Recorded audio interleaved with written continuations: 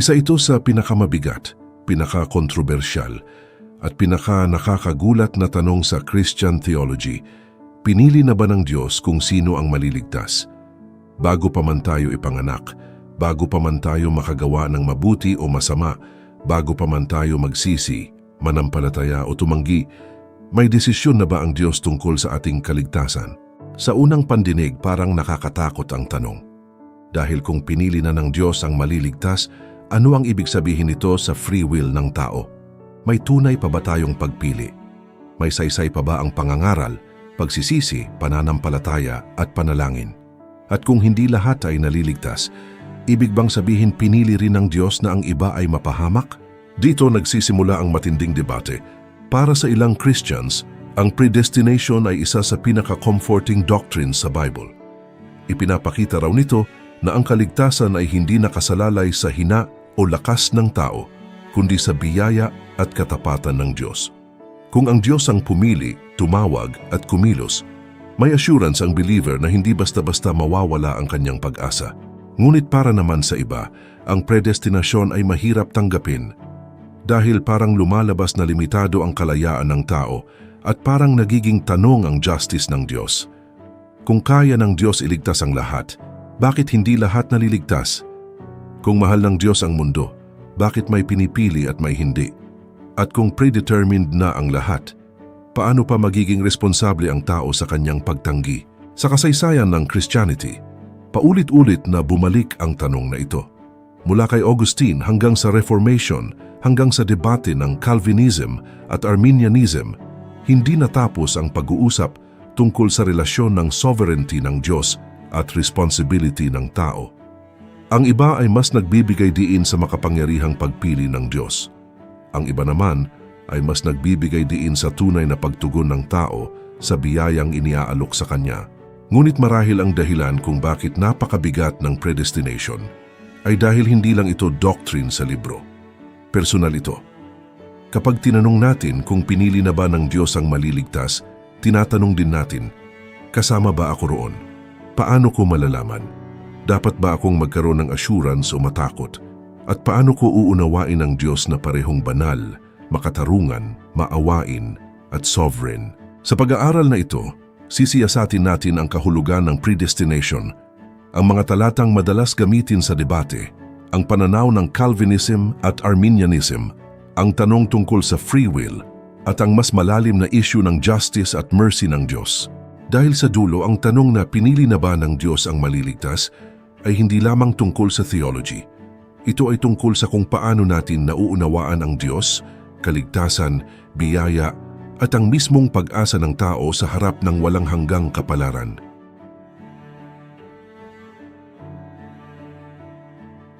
Mabigat ang tanong tungkol sa predestination dahil hindi lang ito usapin ng theological technicality. Hindi ito simpleng debate ng mga pastor, theologians o seminary students. Kapag pinag-usapan natin kung pinili na ba ng Diyos ang maliligtas, agad nating hinahawakan ang ilan sa pinakamalalaking tanong ng pananampalataya. Gaano kalawak ang kapangyarihan ng Diyos? Gaano kalaya ang tao? Paano gumagana ang biyaya? At paano magiging makatarungan ng Diyos kung hindi lahat ay maliligtas? Sa unang tingin parang simple lang ang tanong. Ang Diyos ba ang pumipili? O ang tao ang pumipili sa Diyos? Ngunit habang mas iniisip ito, mas lumalalim ang problema. Dahil kung sasabihin nating ang tao ang unang pumipili sa Diyos, maaring itanong, kung ang tao ay makasalanan at espiritual na sugatan, paano siya kusang lalapit sa Diyos nang walang unang pagkilos ng biyaya? Ngunit kung sasabihin naman nating ang Diyos ang pumili bago pa man ang lahat, agad namang susulpot ang tanong, nasaan ang free will ng tao? At bakit hindi lahat ang pinili ng Diyos? Ito ang dahilan kung bakit napakabigat ng predestination. Hinahamon nito ang natural na paraan ng pag-iisip natin tungkol sa fairness. Sa isip ng tao, mas madaling tanggapin ang ideya na pare-pareho ang lahat ng tao sa starting point, tapos ang maliligtas ay yaong pumili ng tama.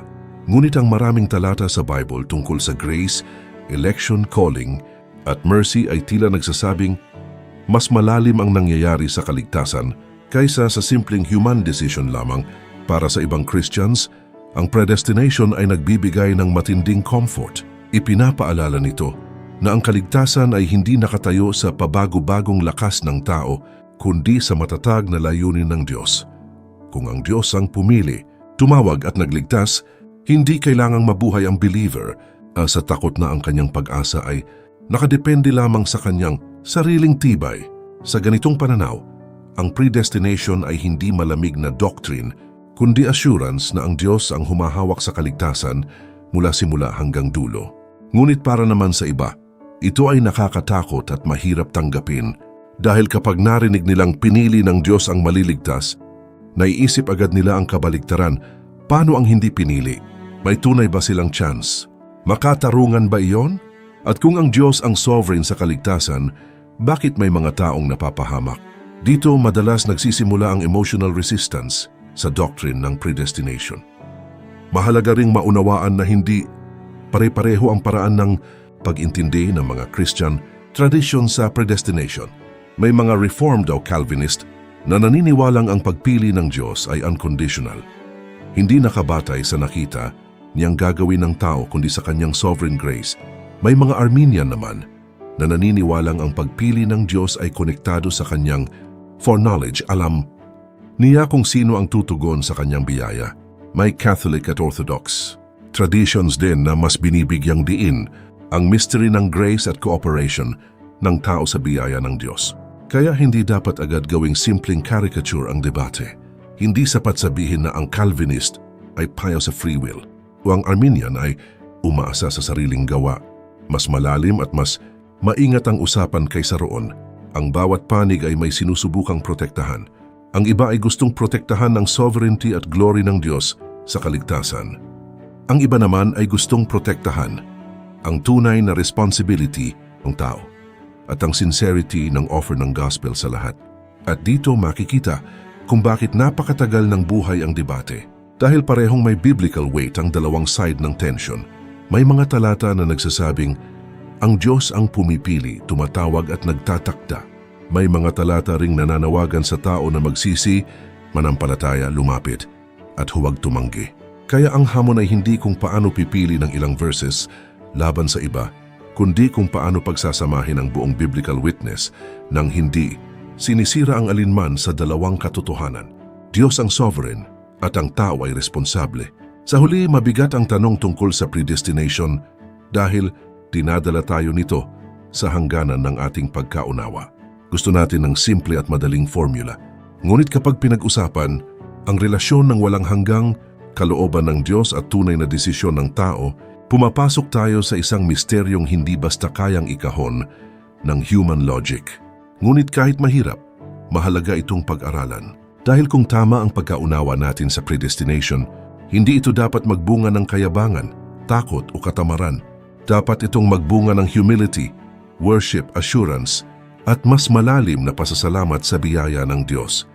Dahil sa dulo, ang tanong tungkol sa predestination ay hindi lamang sino ang pinili, kundi gaano kalalim ang biyaya ng Diyos sa pagliligtas ng taong hindi kayang iligtas ang sarili.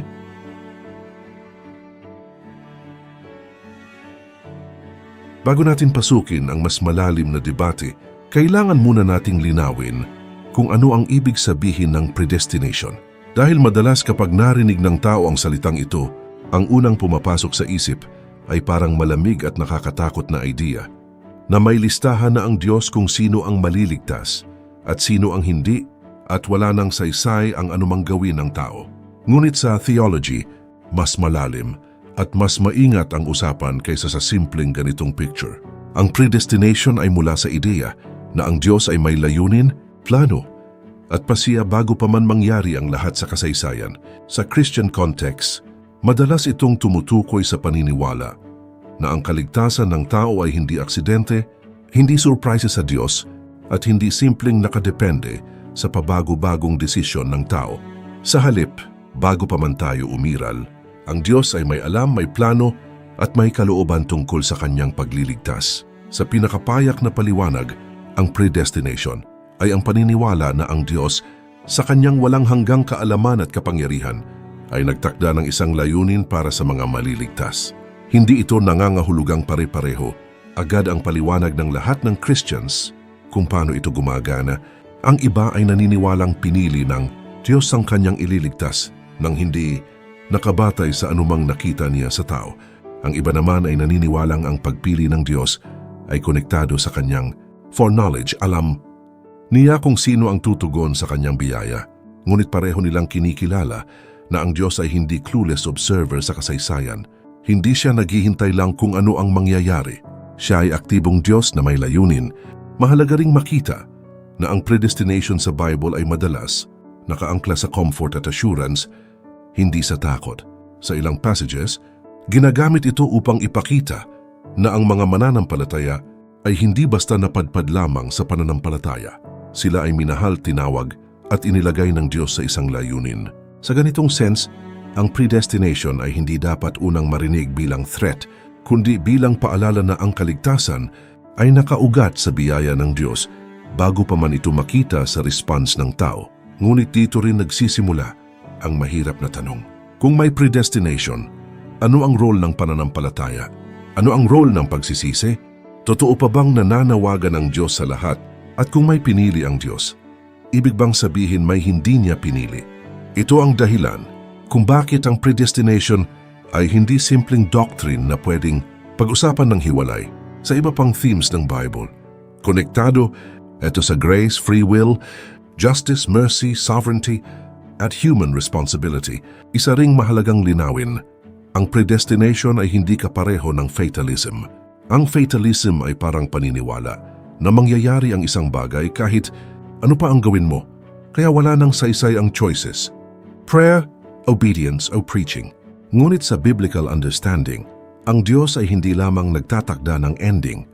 Gumagamit din siya ng means. Ibig sabihin mahalaga pa rin ang pangangaral, pananampalataya, pagsisisi, panalangin at obedience. Hindi sinasabi ng predestination na walang saysay ang mga ito. Sa halip, para sa maraming theologians, bahagi mismo ang mga ito ng paraan ng Diyos sa pagtupad ng kanyang layunin. Halimbawa, kung naniniwala ang isang Christian na pinili ng Diyos ang maliligtas, hindi ibig sabihin nito na hindi na kailangan ang gospel preaching. Sa kabaligtaran, maaring sabihin niyang ang pangangaral ang ginagamit ng Diyos upang tawagin ang kanyang mga tao. Kung naniniwala naman ang isang Arminian na alam ng Diyos kung sino ang tutugon sa biyaya, hindi rin ibig sabihin nito na passive ang Diyos. Ang Diyos pa rin ang unang lumalapit, nagbibigay ng grace at nag-aanyaya sa tao.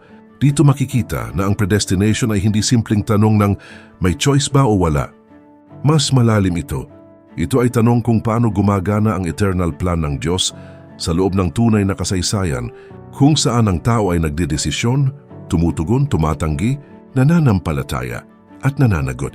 Mahalaga ring tandaan na sa Christian theology, ang predestination ay laging dapat ikonekta sa karakter ng Diyos. Kung pag-uusapan natin ito ng hiwalay sa kabutihan, karunungan, katarungan at awa ng Diyos, madali itong maging nakakatakot o distorted.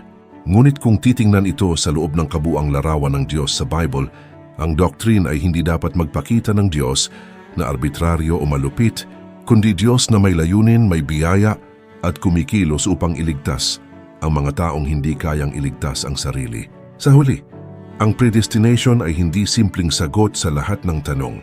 Sa maraming paraan, ito ay pintuan papasok sa mas malaking misteryo ng relasyon ng Diyos at tao. Pinapaalala nito na ang kaligtasan ay mas malalim kaysa sa isang momentary human decision. Nasa likod nito ang walang hanggang layunin ng Diyos, ang pagkilos ng kanyang biyaya at ang pagtawag niya sa tao na tumugon sa pananampalataya. Kaya kapag tinanong natin, ano ang ibig sabihin ng predestination? Ang simpleng sagot ay ito. Ang kaligtasan ay hindi aksidente. Hindi ito nagsimula sa tao. Dit var ett hägmergat sa plano. Biyaya at kalooban ng Diyos. Ngunit kung paano eksaktong nagsasama ang pagpili ng Diyos at pagtugon ng tao, iyan ang dahilan kung bakit ang predestination ay nananatiling isa sa pinakamalalim at pinakapinagdedebatehang doctrines sa kasaysayan ng Kristyanismo.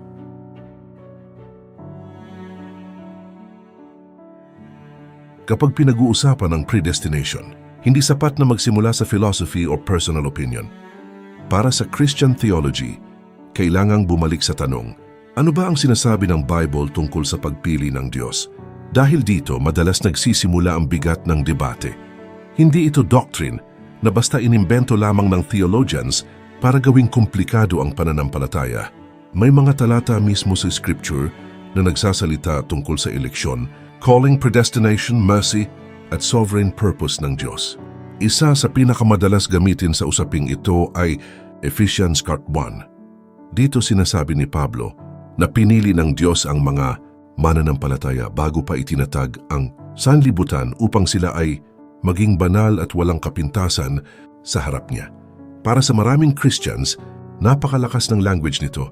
Hindi sinasabi ni Pablo na aksidente lamang ang kaligtasan. Hindi rin ito parang plano na ginawa ng Diyos pagkatapos makita ang kilos ng tao. Ang dating ng passage ay may eternal purpose ang Diyos bago pa man magsimula ang kasaysayan. Dito nakikita ng mga Calvinists ang matibay na suporta para sa unconditional election. Para sa kanila, kung pinili na ng Diyos ang kanyang mga tao bago pa ang foundation of the world, malinaw na ang pagpili ay hindi nakabatay sa human achievement o moral worth. Ito ay nakaugat sa biyaya ng Diyos. Ngunit para sa Arminians, hindi rin nila tinatanggihan ang passage. Ang kanilang tanong ay kung paano dapat intindihin ang pagpili.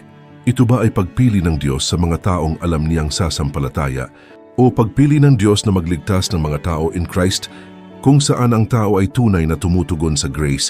Isa pang malaking passage ay Romans 8. Dito binabanggit ni Pablo ang chain na madalas tawaging golden chain of salvation. Yaong mga nakilala ng Diyos noon pa man ay itinalaga niya tinawag, inaring ganap at niluwalhati. Para sa marami, ipinapakita nito na ang kaligtasan ay may matibay na pagkakasunod-sunod na nakaugat sa pagkilos ng Diyos. Hindi lamang alam ng Diyos ang mangyayari, siya ay aktibong tumatawag at nagdadala sa kanyang layunin hanggang dulo. Ngunit ang pinaka-kontrobersyal marahil ay Romans 9. Dito binabanggit ni Pablo sina Jacob at Esau at sinabi na bago pa sila ipanganak o makagawa ng mabuti o masama, may layunin na ang Diyos sa pagpili. May mga linyang gaya ng kaawaan, ko ang nais kong kaawaan, na naging sentro ng malalaking debate tungkol sa sovereignty ng Diyos. Para sa Reformed interpretation, napakalakas nito bilang ebidensya na ang pagpili ng Diyos ay hindi nakabatay sa gawa o desisyon ng tao, kundi sa kanyang sovereign mercy. Ngunit para sa ibang interpreters, lalo na sa Arminian at ilang non-Calvinist traditions, ang Romans 9 ay kailangang basahin sa mas malawak na context ng Israel, covenant at historical purpose ng Diyos. Ayon sa kanila, hindi lamang individual salvation ang pinag-uusapan dito, kundi ang paraan ng Diyos sa pagpili ng mga tao at bayan para sa kanyang redemptive plan. Kaya kahit malakas ang language ng election, may debate pa rin kung eksakto ba itong tumutukoy sa pagpili ng individual para sa eternal salvation o sa mas malawak na role sa history of redemption. Mahalaga rin ang John 6 sa usaping ito. Dito sinabi ni Jesus na walang makalalapit sa kanya malibang ilapit o akitin siya ng Ama. Para sa mga naniniwala sa total inability ng tao malinaw, itong nagpapakita na hindi kusang lumalapit ang tao kay Jesus mula sa sariling lakas. Kailangan ang unang pagkilos ng Ama. Ang tao ay hindi neutral observer na basta magdedesisyon kung gusto niya. Kailangan siyang dalhin ng Diyos. Ngunit muli iba ang pagbasa ng ibang Christians para sa kanila. Ang pag-akay ng Diyos ay tunay at kailangan, ngunit hindi ibig sabihin nito na irresistible ito sa lahat ng pagkakataon. Maaring tawagin, akitin at abutin ng Diyos ang tao, ngunit may tunay pa ring response ang tao sa biyayang iyon. Kaya ang parehong talata ay nagiging sentro ng debate. Ang grace ba ng Diyos ay tiyak na magdadala sa pinili niya o grace ba ito na nagbibigay ng kakayahang tumugon, ngunit maaari pa ring tanggihan? Mayroon ding mga talata tungkol sa human response na hindi pwedeng balewalain. Paulit-ulit sa Bible ang panawagang magsisi, manampalataya, lumapit sa Diyos, at huwag patigasin ang puso. Sa Acts, nananawagan ang mga apostol sa mga tao na magsisi. Sa Gospels, tinatawag ni Jesus ang mga tao na sumunod sa Kanya. Sa Revelation, may paanyayang lumapit ang nauuhaw. Ang mga talatang ito ay mahalaga sa mga Arminian at iba pang traditions dahil ipinapakita ron nila na ang tao ay tunay na tinatawag at may tunay na pananagutan sa kanyang pagtugon. Kaya kapag tiningnan ng Bible, makikita natin ang dalawang malalakas na tema, Una, ang Diyos ang sovereign sa kaligtasan. Siya ang pumipili, tumatawag, nagbibigay buhay, at nagliligtas ayon sa kanyang biyaya. Ikalawa, ang tao ay tunay na tinatawag na tumugon, magsisi, manampalataya, at managot sa kanyang pagtanggi. Ang mahirap ay kung paano pagsasamahin ang dalawang ito nang hindi binabawasan ang isa. Dito nagkakaiba ang theological traditions. May mga Christians na mas binibigyang diin ang mga talata tungkol sa election at sovereign grace. May iba namang mas binibigyang diin ang universal call, human response at responsibility. Ngunit ang pinakamainam na pag-aaral ay hindi dapat pumili lamang ng mga paboritong verses at kalimutan ng iba. Kailangang harapin ang buong biblical witness. Sa huli, malinaw na ang Bible ay nagsasalita tungkol sa pagpili ng Diyos. Hindi ito maliit na tema. Ngunit malinaw din na ang Bible ay nananawagan sa tao na tumugon. Kaya ang predestination debate ay hindi simpleng tanong kung may election ba o wala. Ang mas mahirap na tanong ay ito, paano gumagana ang pagpili ng Diyos kasabay ng tunay na panawagan sa tao na magsisi at manampalataya? At marahil dito nagsisimula ang lalim ng doctrine dahil ipinapakita ng Bible na ang kaligtasan ay mas malalim kaysa sa desisyon lamang ng tao, ngunit hindi rin nito tinatrato ang tao na parang walang pananagutan. Ang Diyos ang unang kumikilos, ngunit ang tao ay tunay na tinatawag. Ang Diyos ang nagliligtas, ngunit ang tao ay tunay na nananampalataya. At sa gitna ng tensyon na ito, nakikita natin ang misteryo ng biyaya. Ang kaligtasan ay gawa ng Diyos, ngunit hindi nito ginagawang walang saysay ang pagtugon ng tao.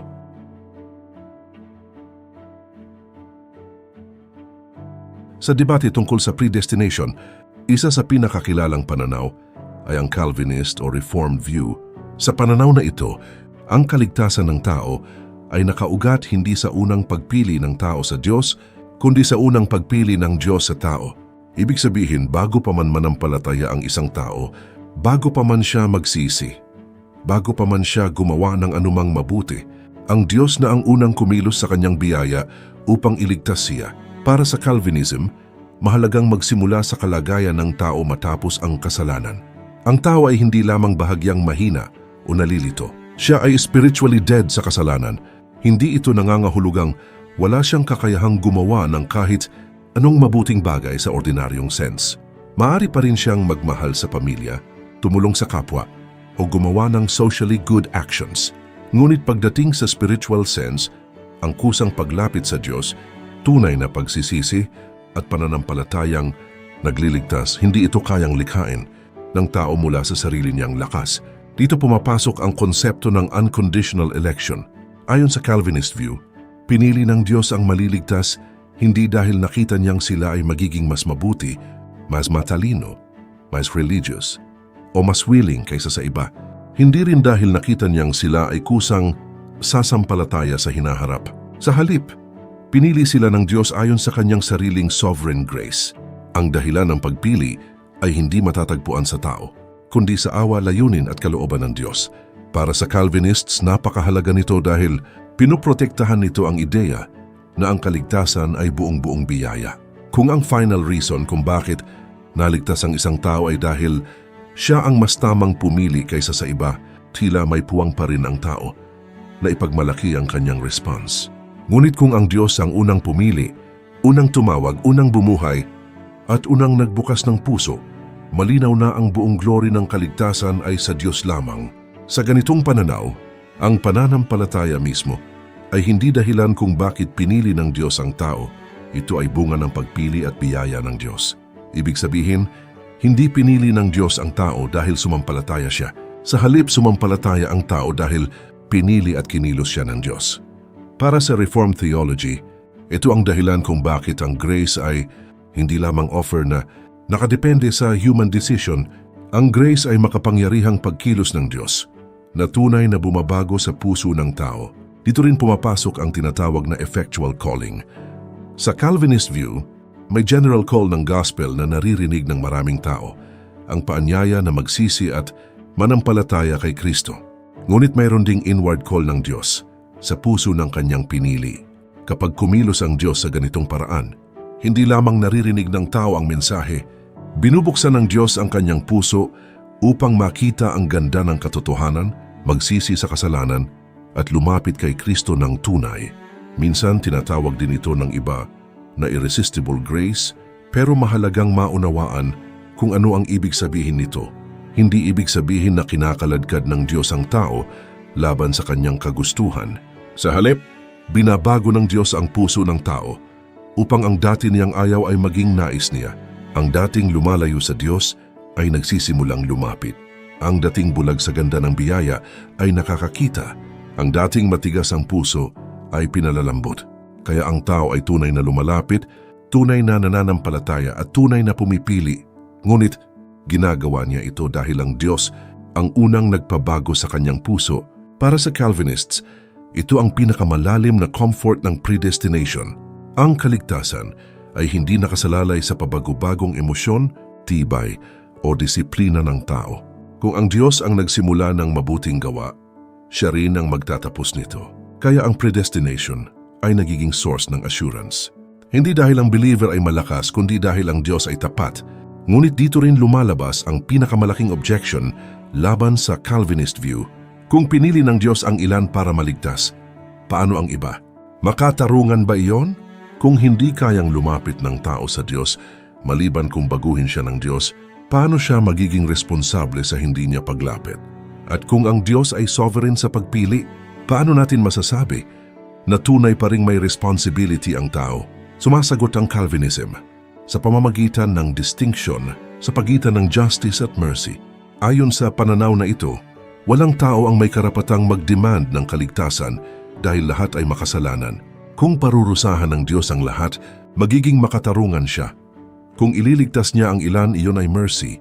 Kaya para sa Calvinists, ang tanong ay hindi, bakit hindi iniligtas ng Diyos ang lahat? Kundi, bakit may iniligtas pa ang Diyos kahit walang karapat-dapat? Mabigat ito pakinggan at hindi lahat ng Christians ay sang-ayon sa ganitong framing. Ngunit para sa Reformed theology, mahalaga ang punto. Ang grace ay hindi obligasyon ng Diyos, ang grace ay regalo. Kapag naging obligasyon na ito, hindi na ito grace. Kaya kung may maliligtas, hindi iyon dahil may nakita ang Diyos na karapat-dapat sa kanila, kundi dahil pinili ng Diyos na magpakita ng awa. Gayunpaman, hindi ibig sabihin ng Calvinism na wala ng saysay ang evangelism, prayer at human response. Sa Reformed view, ginagamit ng Diyos ang pangangaral ng gospel bilang paraan upang tawagin ang kanyang mga pinili. Kaya hindi sinasabi ng Calvinist na kung pinili na sila, hindi na kailangang mangaral. Sa halip, sinasabi niya na dahil may pinili ang Diyos, may pag-asa ang pangangaral. Hindi nakasalalay ang success ng gospel sa galing ng preacher or openness ng puso ng tao lamang, kundi sa kapangyarihan ng Diyos na bumuhay ng pusong patay sa kasalanan. Sa huli, ang Calvinist view ng predestination ay isang pananaw na gustong itaas ang sovereignty ng Diyos at lalim ng biyaya sa kaligtasan. Para rito, ang tao ay hindi naliligtas dahil siya ang unang humawak sa Diyos. Naliligtas siya dahil ang Diyos ang unang humawak sa kanya. Hindi siya pinili dahil nakita siyang karapat-dapat. Pinili siya upang gawing banal at dalhin sa kaligtasan. At dito makikita ang puso ng Calvinist claim. Kung ang tao ay tunay na patay sa kasalanan, ang kaligtasan ay hindi maaring magsimula sa desisyon ng patay. Kailangan itong magsimula sa Diyos na bumubuhay.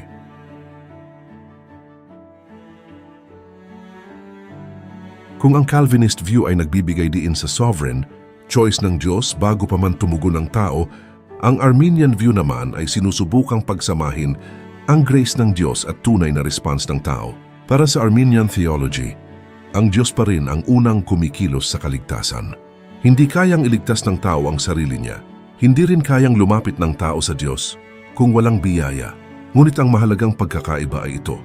Ang biyaya ng Diyos ay nagbibigay sa tao ng tunay na kakayahang tumugon at ang tao ay maaring tumanggap o tumanggi.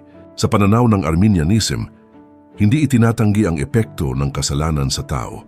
Hindi sinasabi ng Arminian theology na ang tao ay natural na mabuti o kaya niyang abutin ang Diyos gamit ang sariling lakas.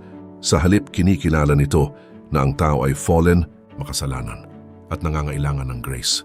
Ngunit naniniwala rin ito na ang Diyos sa kanyang biyaya ay kumikilos sa lahat ng tao upang gawing posible ang pananampalataya. Ito ang madalas tawaging prevenient grace, biyaya na nauuna bago pa man makapili ang tao ng tama. Mahalaga ang prevenient grace sa Arminian view dahil ito ang sagot sa tanong, kung ang tao ay sugatan ng kasalanan, paano siya makatutugon sa Diyos? Ang sagot, hindi mula sa sarili niyang lakas, kundi dahil ang Diyos ang unang lumalapit, gumigising at nagbibigay kakayahan, ngunit hindi tulad ng Calvinist understanding ng effectual calling, ang biyayang ito ay hindi raw automatikong nagre-resulta sa kaligtasan ng lahat ng inaabot nito. Maaari itong tanggapin at maaari rin itong tanggihan. Dito pumapasok ang Arminian understanding ng election. Ayon sa pananaw na ito, pinili ng Diyos ang mga maliligtas ayon sa kanyang foreknowledge. Ibig sabihin bago pa man mangyari ang lahat, alam na ng Diyos kung sino ang tutugon sa kanyang biyaya sa pamamagitan ng pananampalataya.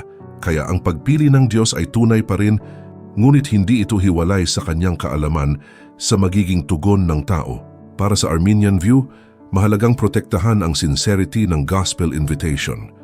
Kapag sinasabi ng Bible na tinatawag ng Diyos ang lahat na magsisi at manampalataya, tunay ang tawag na iyon. Kapag sinasabing nais ng Diyos na maligtas ang lahat, hindi raw ito dapat intindihin na parang may hidden contradiction sa kalooban ng Diyos. Sa pananaw na ito, ang Diyos ay tunay na nag-aalok ng kaligtasan at ang tao ay tunay na responsable kung tatanggap o tatanggi. Ito rin ang dahilan kung bakit mas madaling tanggapin ng maraming tao ang Arminian view sa emotional at moral level. Dahil sa pananaw na ito, hindi lumalabas na pinili ng Diyos ang ilan at iniwan ang iba ng walang tunay na pagkakataon. Sa halip, ang Diyos ay nagbibigay ng biyaya, ang gospel ay tunay na iniaalok at ang tao ang responsable sa kanyang pagtugon. Ngunit may tanong agad mula sa Calvinist side, kung ang final difference sa pagitan ng ligtas at hindi ligtas ay ang pagtugon ng tao, hindi ba parang may bahagi ang tao sa dahilan kung bakit siya naligtas? Kung parehong inabot ng biyaya ang dalawang tao at ang isa ay sumampalataya habang ang isa ay tumanggi, ano ang nagpaiba? Hindi ba ang tamang response ng tao? At kung ganoon, hindi ba nababawasan ang ideya na ang kaligtasan ay biyaya lamang? Dito sumasagot ang Arminian theology na ang pananampalataya ay hindi isang gawa na ipinagmamalaki ng tao. Ang pagtanggap ng regalo ay hindi nangangahulugang ikaw ang lumikha ng regalo.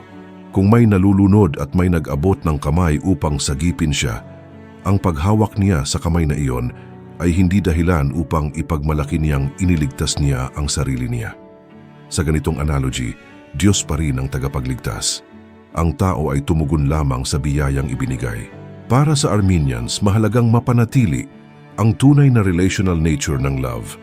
Kung ang Diyos ay naghahanap ng tunay na pananampalataya, pag-ibig at pagsunod, kailangan daw may tunay na response ang tao. Ang forced love ay hindi tunay na love. Kaya sa pananaw na ito, hindi winawasak ng sovereignty ng Diyos ang kakayahan ng tao na tumugon ng malaya sa biyaya. Ngunit hindi rin sinasabi ng Arminianism na ang tao ay independent sa Diyos. Dito madalas nagkakaroon ng misunderstanding. Hindi Arminian ang simpleng niligtas ko ang sarili ko dahil pinili ko ang Diyos. Ang mas tamang Arminian statement ay, hindi ako makalalapit sa Diyos kung hindi niya ako unang inabot ng biyaya. Ngunit nang inabot niya ako, tunay akong tinawag na tumugon. Kaya kung sa Calvinist view, ang election ay unconditional at ang grace ay effectual sa mga pinili ng Diyos, sa Arminian view, ang election ay connected sa foreknowledge at ang grace ay enabling but resistible. Parehong nagsasabing, kailangan ng grace. Magkaiba lamang sila sa tanong kung ang grace ba ay tiyak na magdadala sa pananampalataya o nagbibigay ng tunay na posibilidad na maaaring tanggapin o tanggihan. May isa pang mahalagang punto sa Arminian view. Ang predestination ay madalas intindihin bilang in Christ. Ibig sabihin, itinakda ng Diyos na ang lahat ng nasa kay Kristo ay maliligtas, magiging banal at tatanggapin bilang mga anak.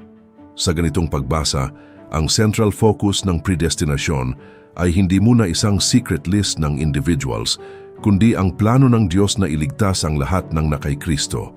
Ang tao ay nagiging bahagi nito sa pamamagitan ng pananampalatayang bunga ng biyayang nauna. Sa huli, ang Arminian view ay isang pagtatangkang panghawakan ang dalawang bagay. Una, ang tao ay hindi makaliligtas ng walang biyaya. Ikalawa, ang tao ay tunay na tinatawag na tumugon at responsable sa kanyang pagtanggi. Para sa pananaw na ito, ang predestination ay hindi dapat alisin ang urgency ng evangelism, prayer, repentance, at personal response.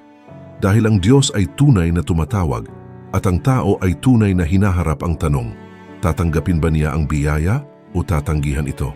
At dito makikita ang puso ng Arminian claim. Pinili ng Diyos ang mga maliligtas. Ngunit ang pagpiling ito ay hindi humahantong sa pananaw na walang saysay ang response ng tao.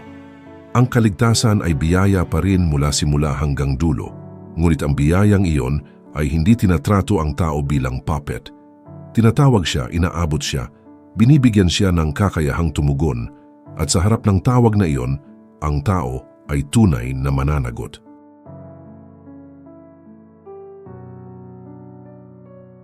Ito marahil ang pinakamadalas na tanong kapag pinag-uusapan ang predestination. Kung pinili na ng Diyos ang maliligtas, may free will pa ba ang tao? Dahil sa unang tingin, parang may matinding banggaan. Kung ang Diyos ang nagtakda kung sino ang maliligtas, paano pa magiging tunay ang pagpili ng tao? At kung tunay namang malaya ang tao, paano masasabing ang Diyos ang sovereign sa kaligtasan? Dito nagsisimula ang isa sa pinakamahirap na tension sa Christian theology, divine sovereignty at human responsibility. Sa isang banda, malinaw sa Bible na ang Diyos ay hindi mahina, hindi reactive, at hindi basta naghihintay lang kung ano ang gagawin ng tao. Siya ang tumatawag, pumipili, nagliligtas at gumagawa ayon sa kanyang layunin. Ngunit sa kabilang banda, malinaw din sa Bible na ang tao ay tinatawag na magsisi, manampalataya, sumunod at managot sa kanyang pagtanggi, kaya hindi pwedeng burahin ang alinman sa dalawa. Para sa Calvinist view, may free will pa rin ang tao, pero kailangang linawin kung ano ang ibig sabihin ng freedom. Hindi raw ang free will ay absolute independence mula sa Diyos. Hindi rin ito nangangahulugang neutral ang puso ng tao. Ang tao ay pumipili ayon sa kanyang nature at desires. Kaya kung ang tao ay fallen at alipin ng kasalanan, malaya siyang gawin ang gusto niya. Ngunit ang gusto niya ay hindi natural na nakatuon sa Diyos. Sa ganitong pananaw, ang problema ng tao ay hindi kawalan ng will, kundi ang pagkasira ng will. Sa madaling salita, para sa Calvinism, ang tao ay hindi puppet. Gumagawa siya ng tunay na choices. Kapag tumanggi siya sa Diyos, ginagawa niya iyon dahil iyon ang nais ng kanyang puso. Kapag nagkasala siya, hindi siya pinilit laban sa kanyang kalooban. Ngunit dahil ang kanyang puso ay makasalanan, hindi niya kusang pipiliin ng Diyos, maliban kung baguhin siya ng biyaya. Kaya kapag iniligtas ng Diyos ang tao, hindi niya winawasak ang will nito. Binabago niya ang puso upang ang tao ay kusang lumapit kay Kristo. Para naman sa Arminian view, mahalagang mapanatili na ang tao ay may tunay na kakayahang tumugon o tumanggi sa biyaya ng Diyos. O sugatan ang tao dahil sa kasalanan. O hindi niya kayang iligtas ang sarili. Ngunit dahil sa prevenient grace, inaabot ng Diyos ang tao at binibigyan siya ng tunay na kakayahang tumugon. Sa ganitong pananaw, hindi inaalis ng predestination ang free will dahil ang pagpili ng Diyos ay konektado sa kanyang foreknowledge at sa tunay na response ng tao sa grace. Dito makikita ang malaking pagkakaiba ng dalawang framework. Sa Calvinism, ang grace ng Diyos ang tiyak na nagdadala sa pinili niya sa pananampalataya. Sa Arminianism, ang grace ng Diyos ang nagbibigay kakayahan sa tao upang manampalataya, ngunit maaari pa rin itong tanggihan. Parehong naniniwala na kailangan ng grace, parehong naniniwala na responsable ang tao. Ngunit magkaiba sila sa tanong, kung ang saving grace ba ay tiyak na magtatagumpay o resistible sa kamay ng tao. Ngunit kahit magkaiba sila, parehong iniiwasan ng seryosong Christian theology ang dalawang extreme. Una, ang idea na ang tao ay parang robot na walang tunay na pananagutan. Ikalawa, ang idea na ang Diyos ay parang spectator lamang na walang sovereign control sa kaligtasan. Ang Bible ay tila hindi nagbibigay ng ganoong simpleng picture. Sa Scripture, ang Diyos ay sovereign, ngunit ang tao ay nananagot. Ang Diyos ay pumipili, ngunit ang tao ay tinatawag na manampalataya. Ang Diyos ang nagliligtas, Ngunit ang tao ay tunay na lumalapit, nagsisisi at sumusunod. Mahalaga ring itanong, ano ba ang ibig sabihin ng malaya? Kung ang ibig sabihin ng free will ay kakayahang gumawa ng choices, malinaw na may free will ang tao. Ngunit kung ang ibig sabihin ay kakayahang piliin ng Diyos ng hiwalay sa biyaya, doon na naghihiwalay ang mga Christian traditions. Maraming traditions ang magsasabing hindi ganoon kalaya ang fallen humanity. Ang tao ay may choices, ngunit hindi neutral ang kanyang puso. May will siya, ngunit sugatan ng will na iyon. May decision siya, ngunit kailangan ng grace upang ang desisyon na iyon ay tunay na tumugon sa Diyos. Dito nakakatulong ang larawan ng taong bihag. Ang isang bihag ay maaaring makagalaw sa loob ng kulungan. Maaari siyang umupo, tumayo, magsalita o manahimik. May choices siya sa isang level, ngunit hindi siya malaya sa pinakamahalagang sense dahil hindi niya kayang palayain ang sarili mula sa kulungan. Ganoon din ang sinasabi ng maraming theologians tungkol sa tao sa kasalanan. May choices siya, ngunit kailangan niya ng Diyos upang mapalaya mula sa mas malalim na pagkaalipin. Kaya kapag tinanong kung pinili na ng Diyos, may free will pa ba ang tao? Ang sagot ay depende sa ibig sabihin ng free will. May tunay na pagpili ang tao. Hindi siya bato, hindi siya makina. Ngunit ang kanyang kalayaan ay hindi absolute. Ito ay kalayaan ng nilalang, hindi kalayaan ng Diyos. Ito ay kalayaang naapektuhan ng kasalanan, kasaysayan, desires, environment, at spiritual condition. At marahil dito pumapasok ang pinakamalalim na punto. Sa Christian theology, ang grace ay hindi kalaban ng freedom. Ang grace ang nagpapalaya sa freedom. Kung ang puso ng tao ay bihag ng kasalanan, ang biyaya ng Diyos ang nagbubukas ng tunay na posibilidad na mahalin ng Diyos, piliin ang mabuti at mabuhay ayon sa katotohanan. Sa huli, ang predestination at free will ay hindi madaling pagsamahin sa isang simpleng formula. Ngunit malinaw na sa biblical picture, hindi nawawala ang alinman sa dalawa. Ang Diyos ay sovereign sa kaligtasan at ang tao ay tunay na responsable sa kanyang pagtugon. Ang misteryo ay nasa kung paano eksaktong nagsasama ang dalawa. Kaya marahil ang mas tamang tanong ay hindi lamang, may free will pa ba kung pinili na ng Diyos, kundi anong klaseng kalayaan ang kailangan ng taong sugatan ng kasalanan? Dahil kung ang tao ay hindi lamang nalilito kundi bihag, ang pinakamalaking kailangan niya ay hindi lamang opsyon. Ang kailangan niya ay paglaya. At sa Christian faith, ang tunay na paglaya ay nagsisimula hindi sa lakas ng will ng tao, kundi sa biyaya ng Diyos na kayang bumago ng puso.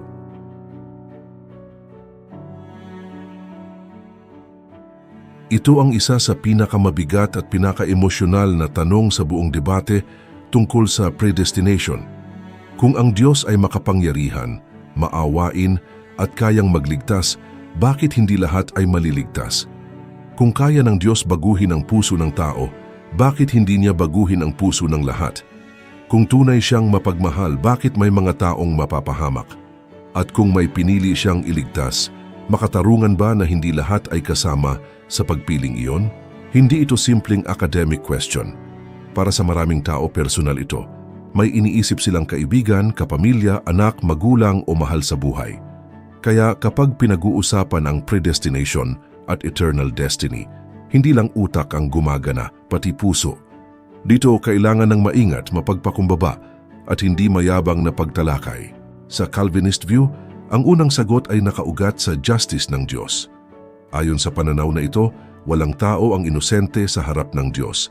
Lahat ay nagkasala, lahat ay may pananagutan, lahat ay lumayo sa Diyos.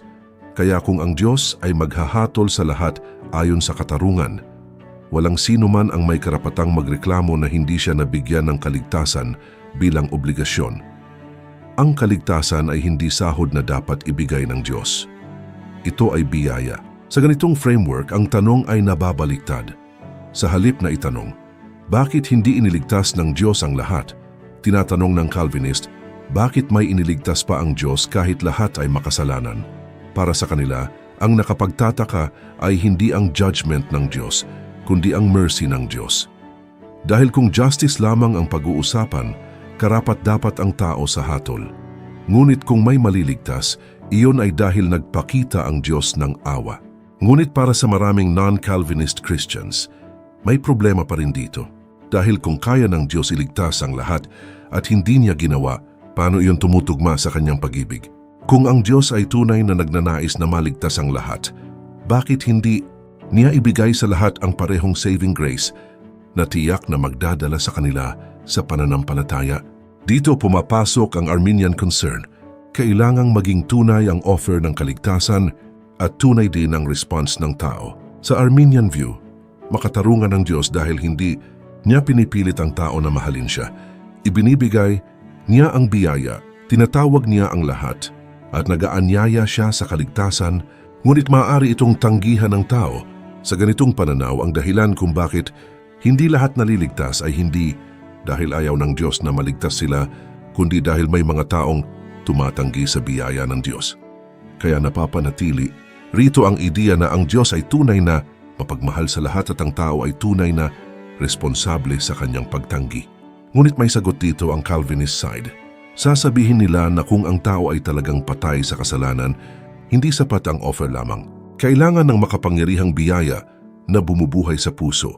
Kaya para sa kanila, kung may maliligtas, iyon ay dahil nagpasya ang Diyos na magpakita ng awa. Kung may mapapahamak, iyon ay dahil pinili ng Diyos na hayaan sila sa makatarungang bunga ng kanilang kasalanan. Hindi raw sila napapahamak bilang inosente, kundi bilang makasalanang responsable sa kanilang pagtanggi. Dito makikita ang lalim ng tensyon. Isang panig ang mas nagdidiin sa sovereign mercy ng Diyos. Ang kabilang panig ang mas nagdidiin sa universal love ng Diyos at tunay na human response. Parehong gustong protektahan ang karakter ng Diyos, ngunit magkaiba ang paraan ng paliwanag. May isa pang mahalagang tanong. Kung hindi lahat ay maliligtas, ibig bang sabihin may injustice sa Diyos? Sa Christian theology, ang basic answer ay hindi. Dahil ang injustice ay ang pagbibigay ng parusa sa inosente o pagkakait ng nararapat sa isang tao. Ngunit kung lahat ay makasalanan, walang tao ang may claim na karapatan ko ang kaligtasan. Ang grace ay hindi karapatan. Ang grace ay regalo. Kapag ang Diyos ay humatol, siya ay makatarungan. Kapag ang Diyos ay nagligtas, siya ay maawain. Ngunit hindi ibig sabihin nito na madali na ang tanong. Kahit sabihin nating makatarungan ng Diyos, nananatili pa rin ang emotional weight ng usapin. Bakit ganito ang paraan ng Diyos? Bakit hindi niya piniling iligtas ang lahat sa paraang tiyak? Bakit may mystery sa pagitan ng justice at mercy? Dito kailangang aminin ng seryosong theology na may hangganan ang ating pagkaunawa. Maari nating ipaliwanag ang ilang bahagi, ngunit hindi natin lubos na masasaklaw ang buong kalooban ng Diyos. Mahalaga ring tandaan na sa Bible, ang predestination ay hindi ibinigay upang gawing malamig ang puso ng believers sa mga nawawala. Hindi ito dapat magbunga ng kung pinili sila, maliligtas sila. Kung hindi, wala na tayong pakialam. Mali ang ganitong attitude. Sa Scripture, ang sovereignty ng Diyos ay kasama pa rin ng tunay na panawagan, pangangaral, panalangin at pagluha para sa mga taong malayo sa Diyos. Si Pablo mismo, kahit malakas ang theology niya tungkol sa election, ay may matinding burden para sa Israel. Kaya anumang pananaw ang hawakan ng isang Christian tungkol sa predestinasyon, hindi ito dapat magbunga ng pride o kawalan ng compassion.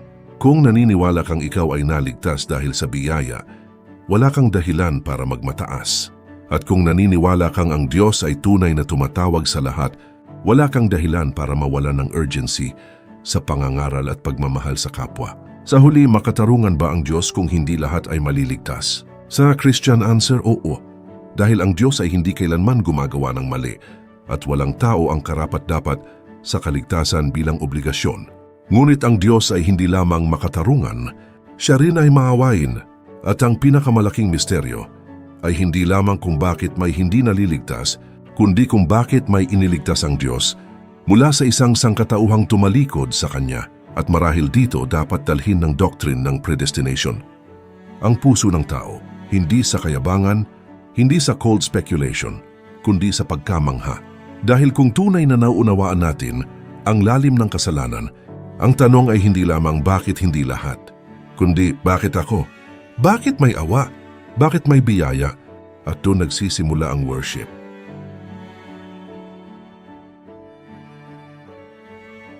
Isa sa pinakamadalas gamitin na talata laban sa mahigpit na pananaw ng predestination ay ang pahayag na nais ng Diyos na maligtas ang lahat. Para sa maraming Christians, napakahalaga nito dahil tila malinaw nitong ipinapakita ang puso ng Diyos.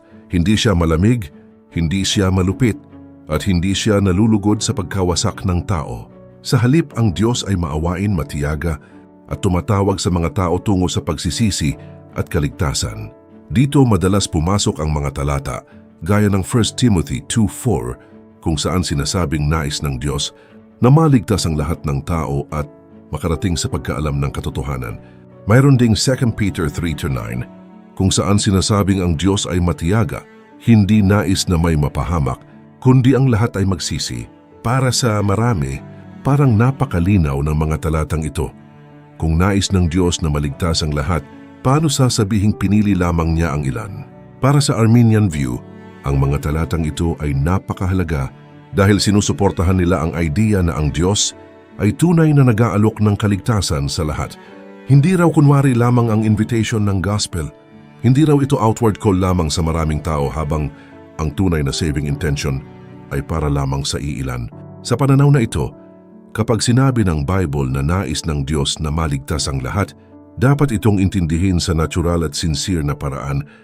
Ang Diyos ay tunay na nagnanais ng kaligtasan ng lahat, ngunit hindi niya pinipilit ang tao.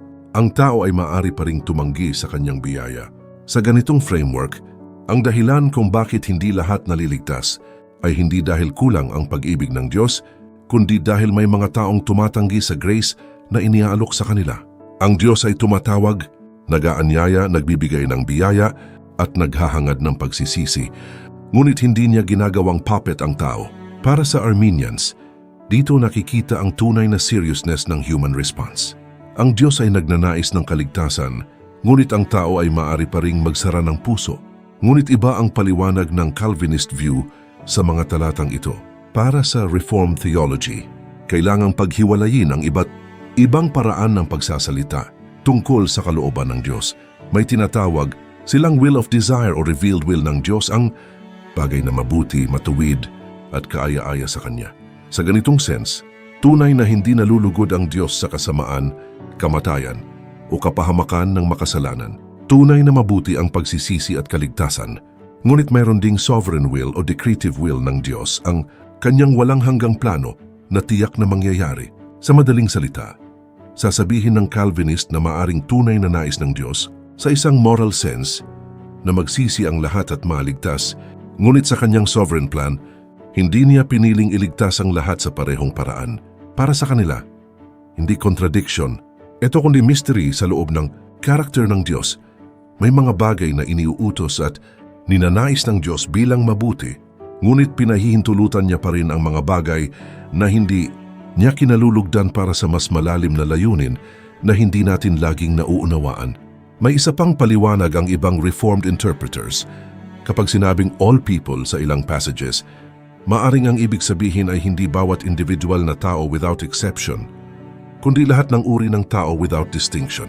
Halimbawa, sa context ng 1 Timothy 2, pinag-uusapan ni Pablo ang panalangin para sa lahat ng tao, kasama ang mga hari at nasa mataas na posisyon, kaya sinasabi ng ilan na ang punto ay hindi lamang mahihirap, Hudyo, o isang grupo ang sakop ng saving purpose ng Diyos, kundi lahat ng klase ng tao, Hudyo at Gentile, mayaman at mahirap, makapangyarihan at ordinaryo. Sa ganitong pagbasa, hindi sinasabi ng passage na nais ng Diyos iligtas ang bawat individual sa parehong paraan, kundi ang kaligtasan ay hindi limitado sa isang lahi, class o grupo. Ngunit para sa mga non-Calvinist, maaaring mukhang pinapahina nito ang natural force ng talata. Para sa kanila, mas malinaw na ang language ay nagpapakita ng malawak at sincere desire ng Diyos para sa kaligtasan ng lahat. Kaya dito nagiging mainit ang debate. Dapat bang basahin ang all bilang bawat tao o lahat ng uri ng tao? At paano ito isasama sa ibang talata tungkol sa eleksyon?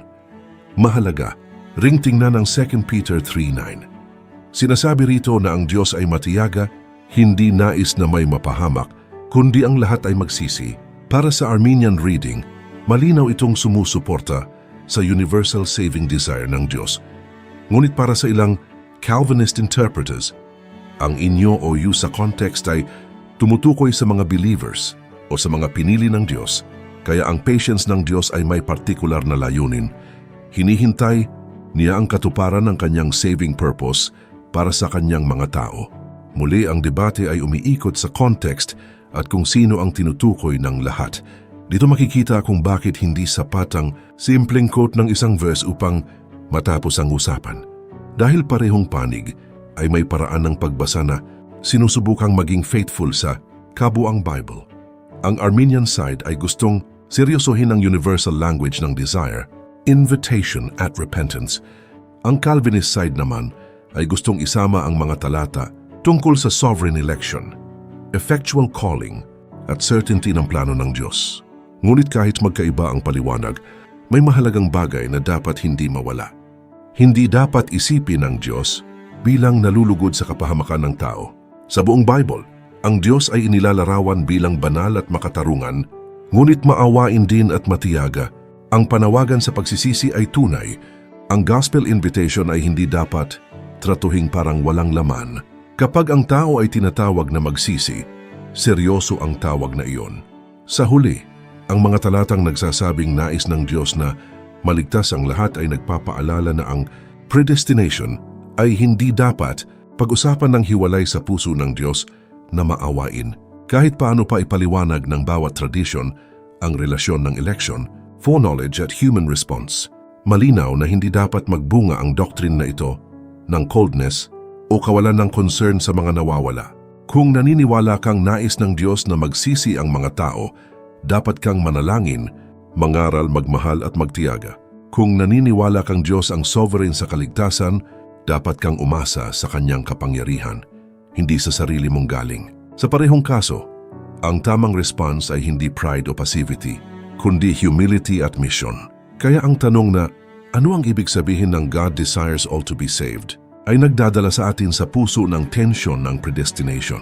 Ang Diyos ay sovereign, ngunit siya rin ay maawain. Ang tao ay responsable, ngunit kailangan niya ng biyaya. Ang invitation ay tunay, ngunit ang kaligtasan ay hindi aksidente. At sa gitna ng lahat ng ito, ang call ng gospel ay nananatili. Magsisi, manampalataya, at lumapit sa Diyos na mayaman sa awa.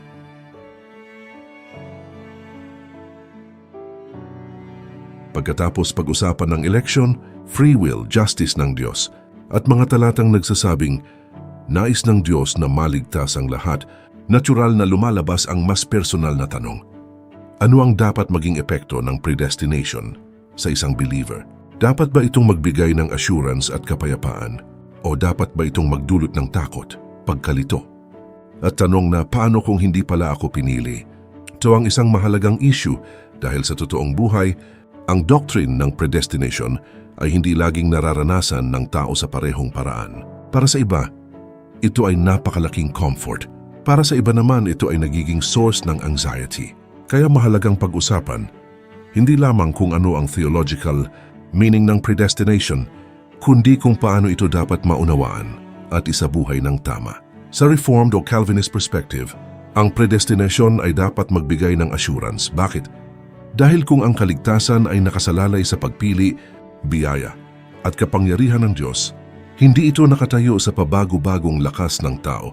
Hindi ito nakadepende sa kung gaano katibay ang emosyon mo ngayon, kung gaano ka kagaling magpanatili ng sarili mong pananampalataya, o kung gaano ka karapat-dapat.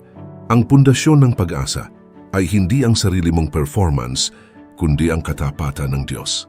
Sa ganitong pananaw, ang predestination ay parang paalala na ang kaligtasan ay hindi aksidenteng nangyari. Hindi ka basta nadala lamang ng pagkakataon. Hindi ka basta mas matalino o mas spiritually sensitive kaysa sa iba. Kung ikaw ay lumapit kay Kristo, iyon ay dahil may biyayang kumilos sa iyo. At kung ang Diyos ang nagsimula ng gawaing iyon, siya rin ang may kapangyarihang tapusin ito. Kaya para sa maraming believers, ang doctrine na ito ay nagdadala ng kapayapaan. Ang Diyos ang humawak sa akin bago ko pa siya hinawakan. Ngunit dito rin nagsisimula ang problema para sa ilan.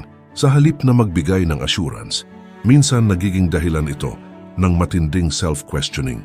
May mga taong nagtatanong, paano kung iniisip ko lang na believer ako pero hindi pala ako elect? Paano kung hindi pala ako tunay na pinili ng Diyos? Paano kung ang pananampalataya ko ay peke? Sa ganitong sitwasyon, ang doktrina na dapat sana ay magdala ng comfort ay nagiging source ng takot. Mahalagang sabihin na ganitong paggamit ng predestination ay hindi ang layunin ng Bible. Sa Scripture, ang eleksyon ay karaniwang ipinapakita upang palakasin ang loob ng believers, hindi upang itulak sila sa despair. Hindi ito ibinigay para pilitin ng tao na silipin ang lihim na listahan ng Diyos, kundi para ipakita na ang kaligtasan ay nakaugat sa biyaya. Hindi tinatawag ang believer na magsimula sa tanong na, elect ba ako? Kundi sa panawagan na tumingin kay Kristo, magsisi, manampalataya at magtiwala sa Kanya. Ito ang mahalagang pastoral point. Ang assurance ng Christian ay hindi nagsisimula sa paghula kung ano ang nasa lihim na kalooban ng Diyos. Nagsisimula ito sa pagtingin kay Kristo at sa pangako ng gospel. Ang tanong ay hindi muna, nakita ko ba ang pangalan ko sa eternal decree? Kundi ako ba ay lumalapit kay Kristo? Ako ba ay nagtitiwala sa Kanyang awa? Ako ba ay nagsisisi at nagnanais sumunod sa Kanya? Sa Christian understanding, ang tunay na pananampalataya kay Kristo ay hindi kaaway ng eleksyon. Ito mismo ang bunga at ebidensya ng biyaya ng Diyos. Sa Arminian perspective naman, ang assurance ay madalas nakaugat sa patuloy na relasyon ng pananampalataya sa Diyos dahil tunay ang tawag ng Diyos at tunay ang response ng tao. Mahalaga ang pananatili sa pananampalataya.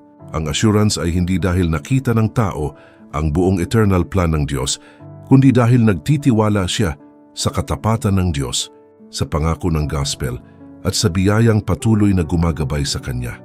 Ngunit sa ilang Arminian traditions, mas malakas ang diin sa possibility ng pagtalikod kaya may ibang uri rin ng tension.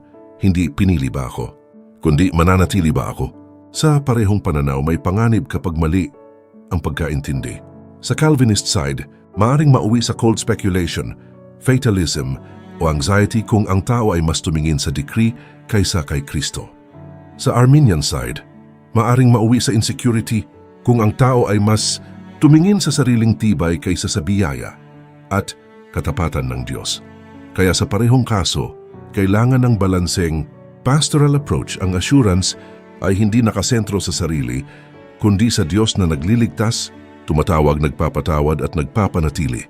May isa pang maling epekto ng predestination kapag hindi tama ang pagkaunawa, pride. May ilan na maaaring isipin, pinili ako, kaya mas espesyal ako kaysa sa iba. Ngunit kung totoo ang doctrine ng grace, wala itong puwang para sa kayabangan.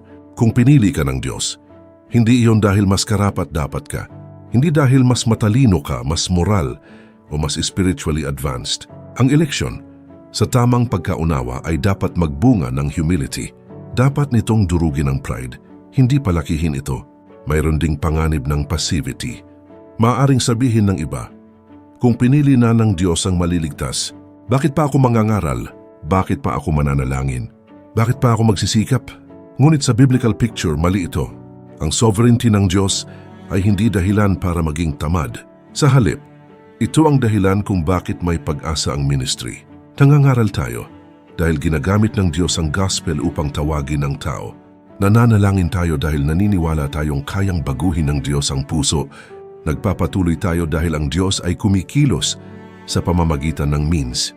Kung tama ang pagkaunawa sa predestination, dapat itong magbunga ng 4 na bagay. Humility, dahil hindi mo iniligtas ang sarili mo. Assurance, dahil ang pag-asa mo ay nasa Diyos. Worship, dahil ang biyaya ay mas malalim kaysa akala mo. At mission, dahil ang Diyos ay gumagamit ng pangangaral, panalangin at pag-ibig upang abutin ang tao. Sa huli, ang predestination ay hindi dapat maging doctrine na ginagamit para takutin ang mga mahihinang believer o gawing mayabang ang mga taong mahilig sa debate.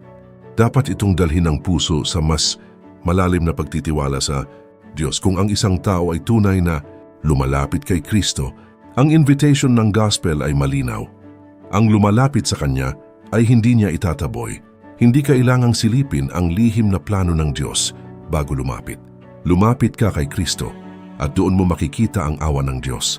Kaya ang tanong ay hindi dapat mauwi sa malamig na speculation na, pinili ba ako or hindi? Ang mas biblical at pastoral na tanong ay, Nagtitiwala ba ako kay Kristo ngayon? Nakikita ko ba ang biyaya ng Diyos na humihila sa akin sa pagsisisi, pananampalataya at pag-ibig? Dahil kung ang puso mo ay lumalapit kay Kristo, iyon mismo ay hindi maliit na bagay. Maaring iyon na ang tanda na ang biyaya ng Diyos ay kumikilos sa iyo. Sa tamang pagkaunawa, ang predestination ay hindi dapat magdala ng despair. Dapat itong magdala ng pagkamangha. Dahil bago mo pa maunawaan ng Diyos, kilala ka na niya. Bago mo pa siya hanapin, siya na ang kumikilos. At bago mo pa mahawakan ng mahigpit ang pananampalataya, ang Diyos na ang humahawak sa iyo sa pamamagitan ng kanyang biyaya.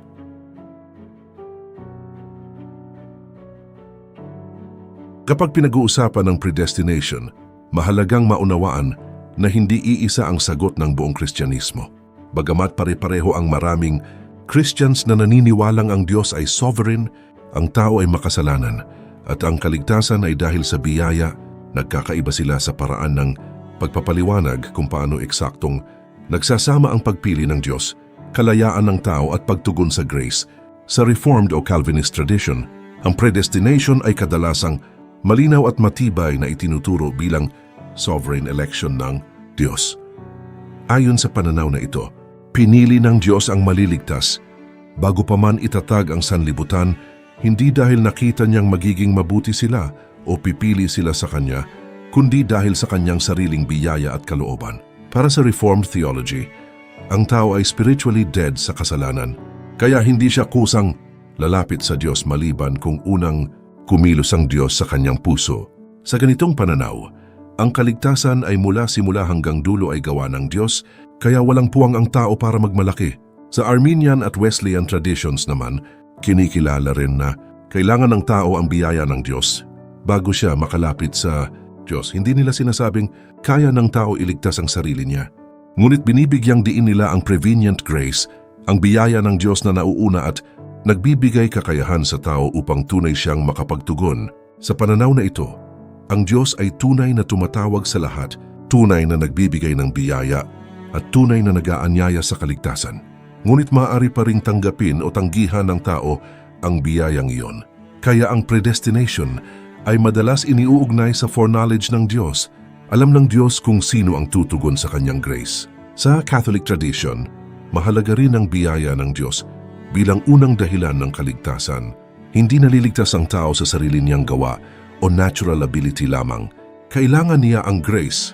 Ngunit binibigyang diin din ng Catholic theology ang cooperation ng tao sa biyaya ng Diyos. Ibig sabihin, ang Diyos ang unang kumikilos, ngunit ang tao ay hindi passive object lamang. Tinatawag siyang tumugon, makipagtulungan at manatili sa grace. Sa ganitong pananaw, ang predestination ay totoo, ngunit hindi ito dapat intindihin sa paraang winawasak ang tunay na human responsibility o ginagawang arbitraryo ang Diyos. Sa Eastern Orthodox tradition, kadalasang mas maingat at mas mystical ang approach sa predestination. Mas binibigyang diin ng synergy ang pagtutulungan ng biyaya ng Diyos at pagtugon ng tao. Hindi ibig sabihin nito na pantay ang Diyos at tao sa kaligtasan dahil ang biyaya pa rin ang una at mahalaga. Ngunit mahalaga sa Orthodox thought na ang tao ay tunay na tumutugon sa tawag ng Diyos. Mas kaunti rin ang emphasis nila sa legal at systematic categories na madalas makita sa Western debates. Para sa kanila, ang kaligtasan ay hindi lamang tungkol sa legal status, kundi transformation, healing, at pakikibahagi sa buhay ng Diyos. Dito makikita na bawat tradisyon ay may gustong protektahan. Ang Reformed tradition ay gustong protektahan ng sovereignty ng Diyos at ang katotohanang ang kaligtasan ay biyaya lamang. Ang Arminian at Wesleyan traditions ay gustong protektahan ang sincerity ng gospel call at tunay na response ng tao. Ang Catholic tradition ay gustong pagsamahin ang primacy ng grace at cooperation ng tao.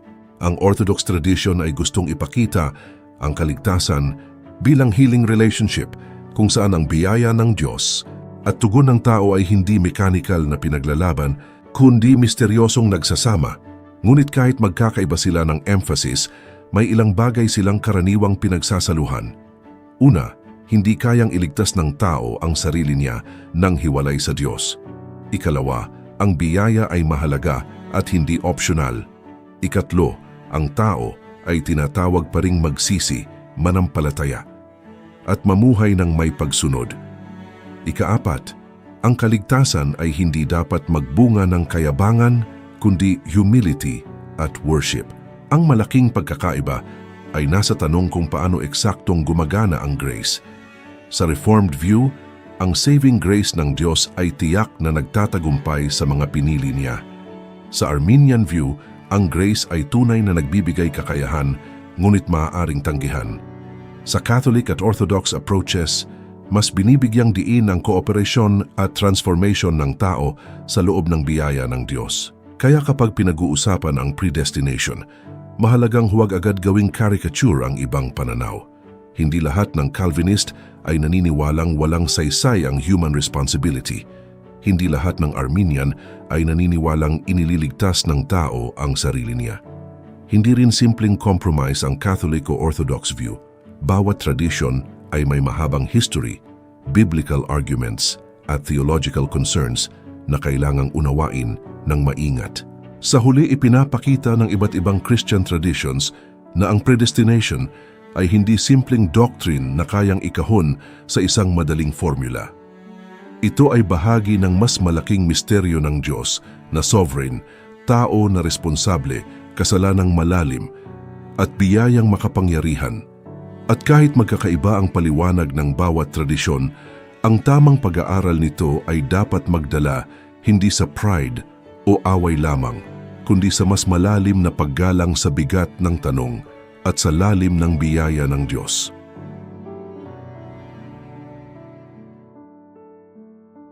Sa dulo ng pag-aaral na ito, malinaw na ang predestination ay hindi simpleng doctrine na madaling tapusin sa isang mabilis na sagot. Kapag tinanong natin, pinili na ba ng Diyos ang maliligtas?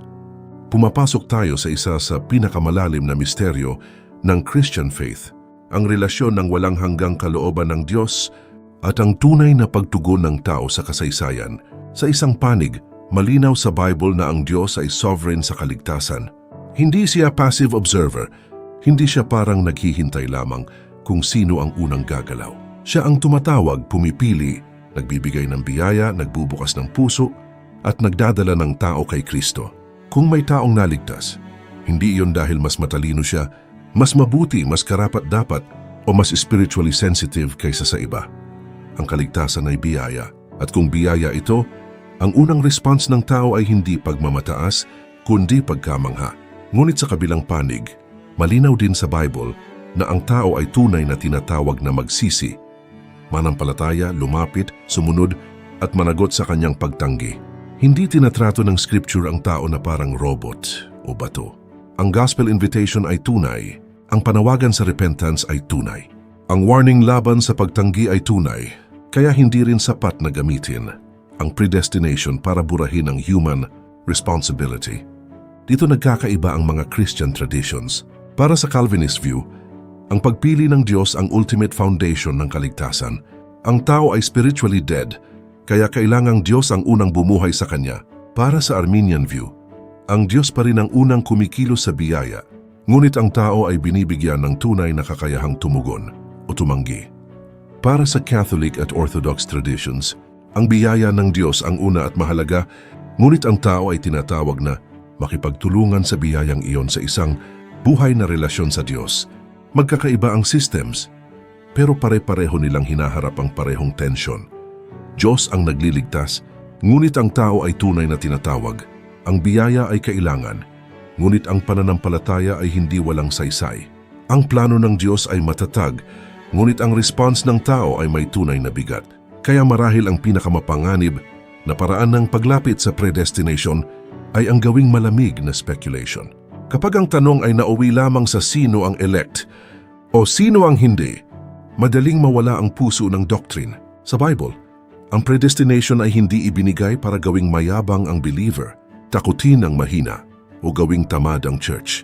Ibinigay ito upang itaas ang biyaya ng Diyos, patatagin ang assurance ng believer, at ipakita na ang kaligtasan ay mas malalim kaysa sa sariling lakas ng tao.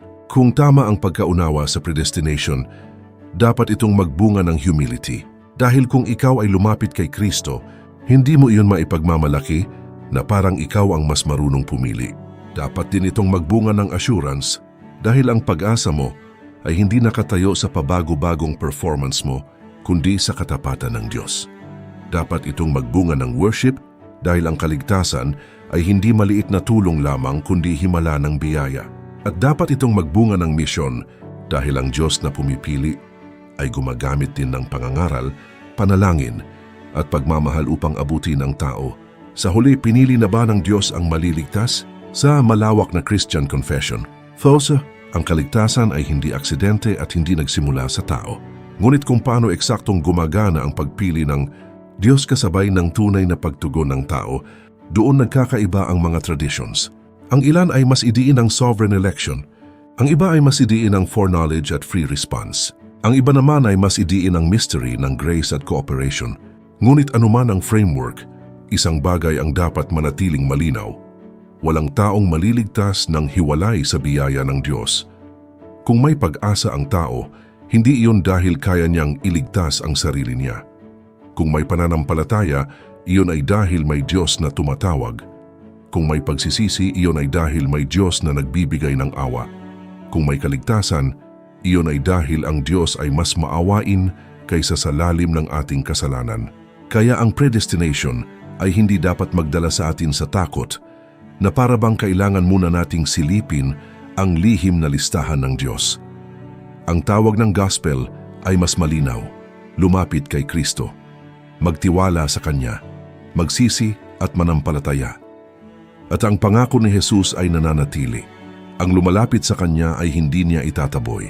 Dahil sa dulo ang pinakamahalagang tanong ay hindi lamang pinili ba ako, kundi lumalayag ba ang puso ko patungo kay Kristo? Kung ang isang tao ay tunay na lumalapit kay Kristo, nagtitiwala sa Kanyang awa at nagnanais ng Kanyang biyaya, hindi iyon maliit na bagay. Iyon ay tanda na ang Diyos ay kumikilos. At marahil dito dapat magtapos ang usapin ng predestinasyon. Hindi sa pride, hindi sa despair, hindi sa endless argument, kundi sa pagkamangha. Dahil bago pa natin maunawaan ng Diyos, kilala na niya tayo. Bago pa tayo lumapit, siya na ang unang kumilos. At bago pa tayo humawak sa Kanya, ang Kanyang biyaya na ang humahawak sa atin.